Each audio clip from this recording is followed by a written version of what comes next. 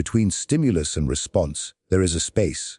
In that space lies your greatest power, the freedom to choose your response.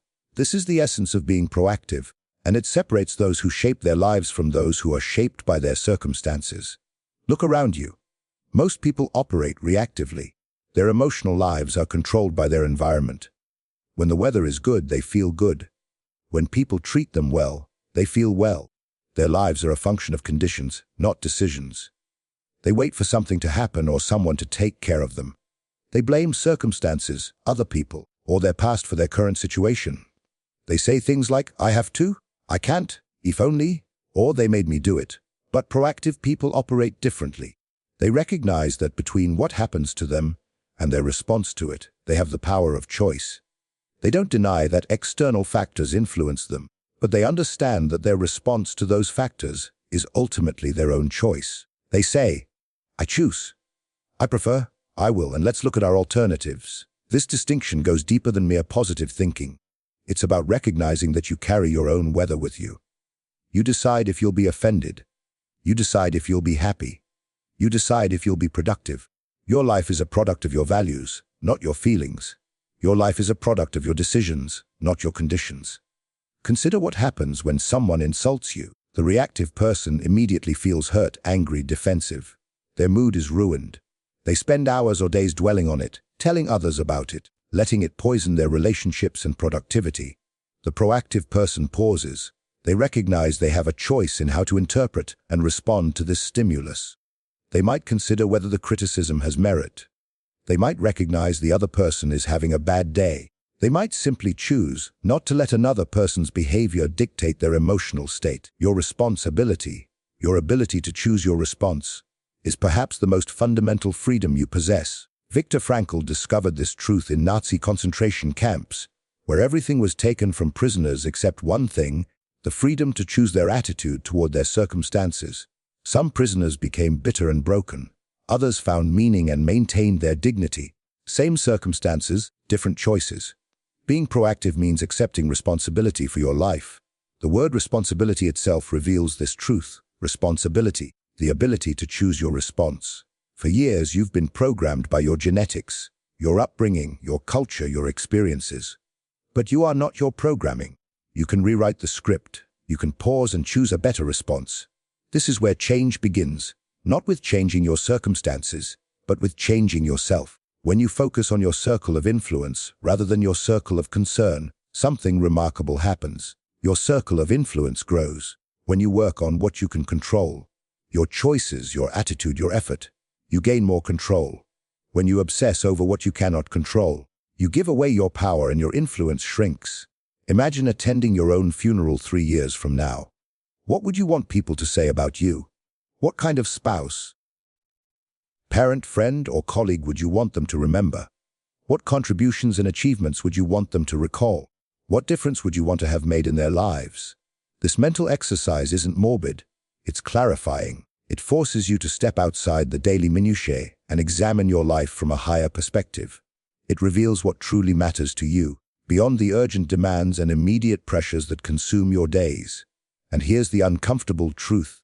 Most people are so busy climbing the ladder of success that they never stop to consider whether it's leaning against the right wall.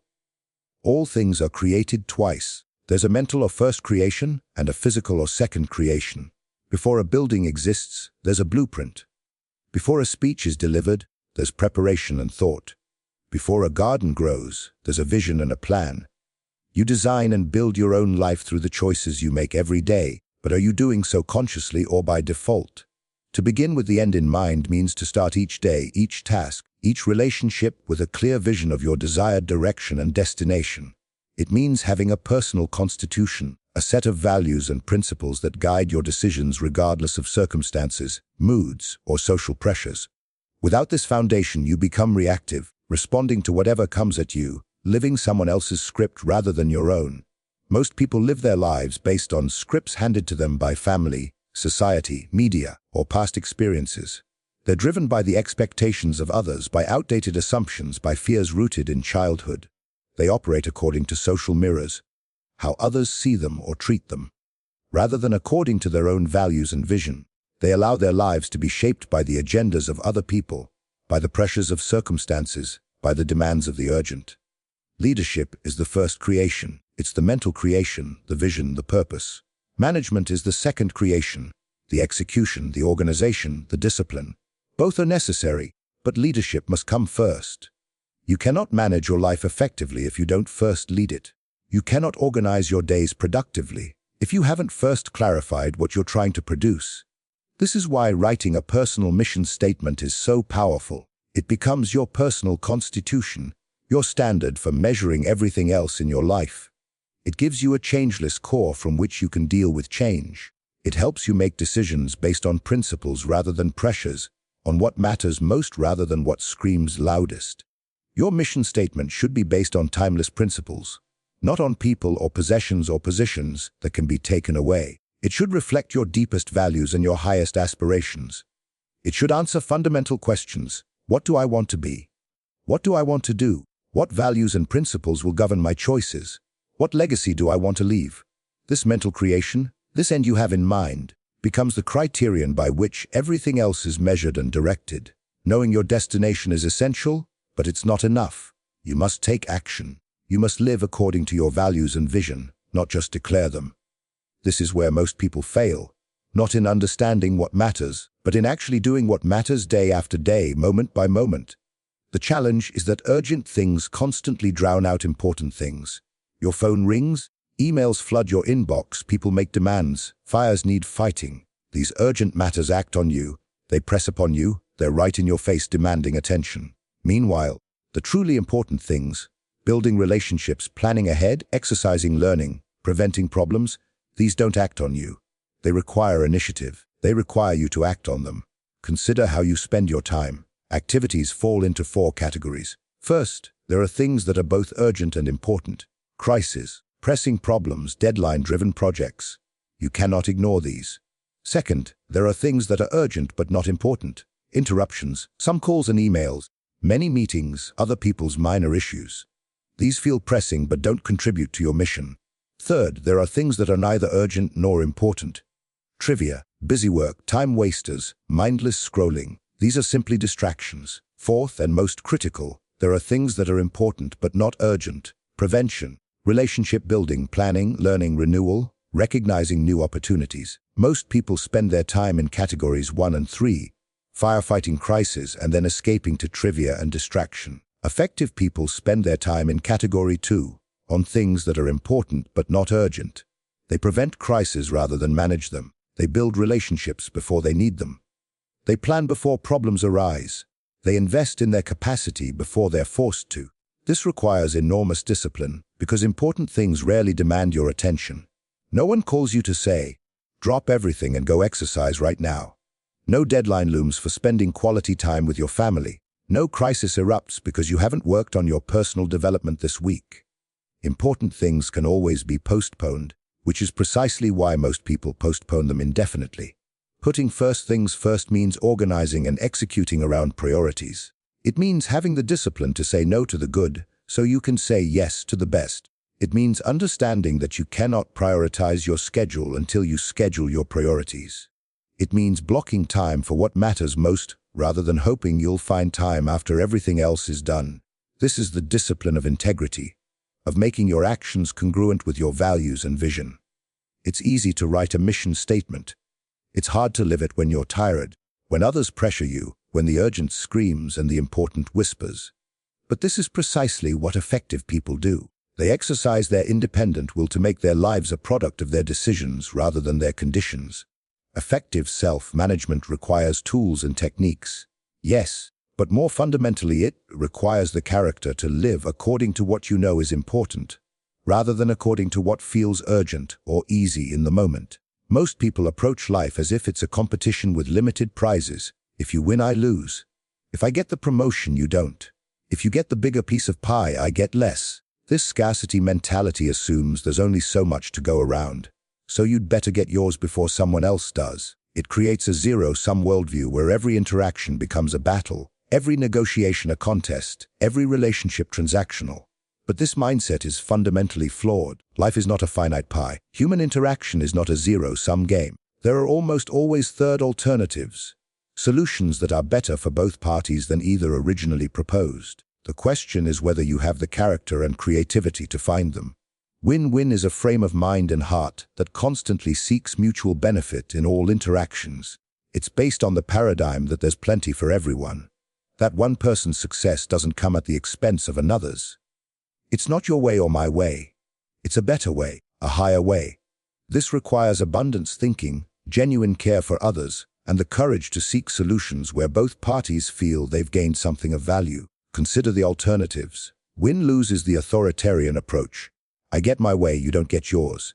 Most people are scripted this way from childhood, through competition in school, athletics, and business. It's the paradigm of most leadership, most negotiation, most conflict. But win-lose thinking poisons relationships. Even when you win, you lose, because the other party is resentful, uncommitted, and looking for ways to even the score. Lose-win is even worse. It's appeasement, capitulation, being a doormat. People who think lose-win seek acceptance, popularity, or peace at any price. They have no demands, no expectations, no vision. They're easily intimidated, overwhelmed by the ego strength of others. But buried feelings never die. They simply surface later in uglier forms. Lose-win people become bitter, resentful, and passive-aggressive. Lose-lose is what happens when two win-lose people interact. Both become vindictive, obsessed with making sure the other person loses even at great cost to themselves. You see this in bitter divorces, protracted lawsuits, and feuds that destroy both parties. When two determined, stubborn, ego-invested individuals refuse to compromise, everyone loses. The highest form of human interaction is win-win or no deal. This requires tremendous maturity, enormous courage, and abundant mentality. It says we will seek a solution where both of us benefit, or we will agree to disagree agreeably and not make a deal at all. No manipulation, no intimidation, no forced agreements that breed resentment. Win-win requires 5 dimensions of character. First, integrity, knowing your values and living by them.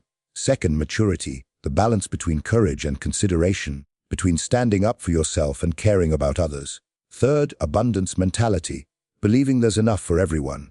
Fourth, emotional bank account, having a relationship of trust where both parties can be vulnerable and creative. Fifth, systems and processes that support win-win outcomes rather than competition. Most people do not listen with the intent to understand. They listen with the intent to reply. They're either speaking or preparing to speak. They filter everything through their own paradigm, reading their autobiography into other people's lives. They project their own home movies onto other people's behavior, assuming their motives, judging their actions, and prescribing solutions before they've diagnosed the problem. When someone shares a problem with you, what's your typical response? "Oh, I know exactly how you feel. Let me tell you what happened to me." That's autobiographical listening. Or perhaps you evaluate. That's not logical. You shouldn't feel that way. Or you probe based on your frame of reference. Have you tried this solution? Or you advise from your experience. Here's what you should do. In each case, you're not really listening. You're projecting your own experience, motives, and assumptions onto the other person's situation. This is natural. We're deeply scripted to respond in these ways. From childhood, we've been taught to give advice, to fix problems, to have answers. But prescribing before diagnosing is malpractice in medicine and malpractice in human relationships. Imagine going to a doctor who listens for 30 seconds, then writes a prescription. "Wait, you haven't even examined me or asked about my symptoms." The doctor replies, "I don't need to. I've had similar symptoms myself, and this prescription worked for me. Trust me, just take these pills." You'd run from that office and never return. Yet this is exactly how we treat people emotionally. We diagnose before we understand. We prescribe from our experience rather than their reality. We offer solutions to problems we haven't taken time to comprehend. And we wonder why people don't follow our brilliant advice, why they feel misunderstood, why our relationships remain superficial. Empathic listening is fundamentally different. It's listening with the intent to understand, deeply, completely, emotionally as well as intellectually. It's getting inside another person's frame of reference, seeing the world as they see it, understanding how they feel. This doesn't mean you agree with them. It means you fully, deeply understand them, emotionally and intellectually. Empathic listening takes time. It takes emotional strength to truly listen, to be present, to resist the impulse to jump in with your own story or solution. It requires you to be vulnerable, to risk being influenced, to genuinely consider that you might need to change your perspective. Most people don't have that kind of emotional maturity or security. They're too busy, too impatient, too full of their own wisdom. But empathic listening is one of the highest forms of respect you can give another person. When people feel genuinely understood, something happens. Their defenses come down. They stop posturing and positioning.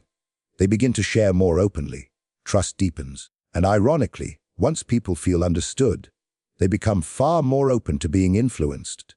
They're willing to hear your perspective because you first honored theirs. Seeking first to understand requires a paradigm shift from autobiography to empathy, from projection to perception, from prescribing to diagnosing. Only after you've deeply understood can you then seek to be understood. Synergy means that the whole is greater than the sum of its parts. It means that 1 + 1 = 3, or 10, or 100. It's the essence of principle-centered leadership and parenting, the catalyst for effective teamwork, and the ultimate manifestation of all the other habits working together. When you achieve true synergy, you create something that neither party could have created alone, something better, richer, more innovative than either original proposal. But synergy doesn't happen automatically. It requires all the habits that precede it. You must be proactive, taking initiative to create value. You must begin with the end in mind, knowing what you're trying to accomplish together. You must put first things first, prioritizing the relationship and the creative process over ego and expedience. You must think win-win, genuinely believing that a better solution exists. And you must seek first to understand, truly valuing the other person's perspective. Most people are trained in a dichotomous thinking model. Things are either this or that, right or wrong, my way or your way. When faced with differences, they compromise. Compromise means both parties give up something, meeting somewhere in the middle. 1 + 1 = 1.5. Both lose something. Neither gets what they really want. The result is mediocre, and neither party is fully committed to it. Synergy is the opposite of compromise. It's not a transaction but a transformation. It doesn't diminish either party, it elevates both.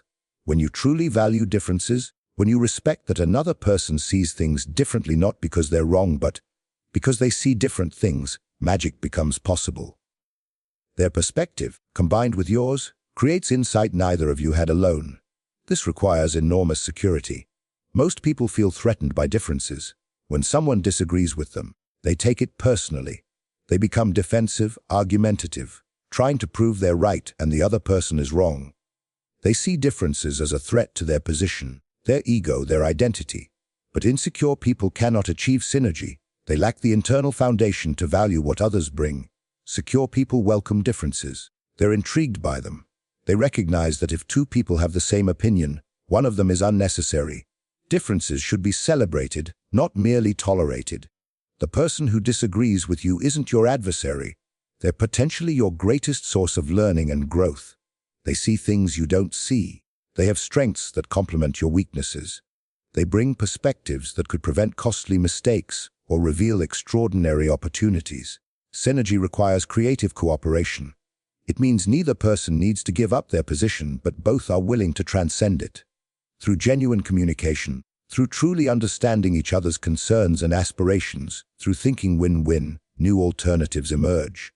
Solutions appear that neither person proposed initially. The outcome isn't mine or yours or even a blend of the two. It's ours, something entirely new that we created together.